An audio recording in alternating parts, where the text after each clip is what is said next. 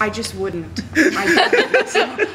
I have fantasies all the time about the internet going out and going back to a time when things were simpler and slower. I'm sure in reality I would probably have a nervous breakdown, but there's something quite wonderful about thinking about going back to the time when we actually could sit at a dining table and have a dinner without someone picking up their phone and texting in the middle of it. I feel like if I'd grown up without those things, then it wouldn't be any different. But having those things and then taking them away, I would act the same way as Ken's. I don't know what I would do. I'd freak out.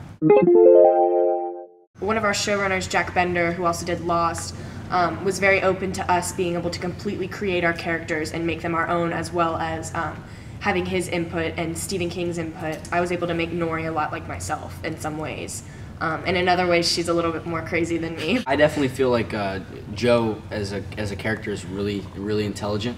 And by all means, I don't think that I'm like crazy intelligent, but I really value like learning and stuff, and I actually feel like I learned a lot from my character while I was shooting even. I've actually worked on a couple of other Stephen King projects before, and I've always really loved the opportunity to turn to the book and really find such great character detail. I think that's one of the things that I love so much about his writing. So honestly, I mean, it was wonderful in some ways to make it up, but I remember running into him when we were rehearsing and to Mr. King, and I was actually in the gym on the treadmill, and he came in and he kind of wandered in and was like, do they have headphones in here? And I was like, what do I do? Like, he's in a Twilight t-shirt and shorts and he's about to run and it's 8 o'clock in the morning, and do I ask him anything?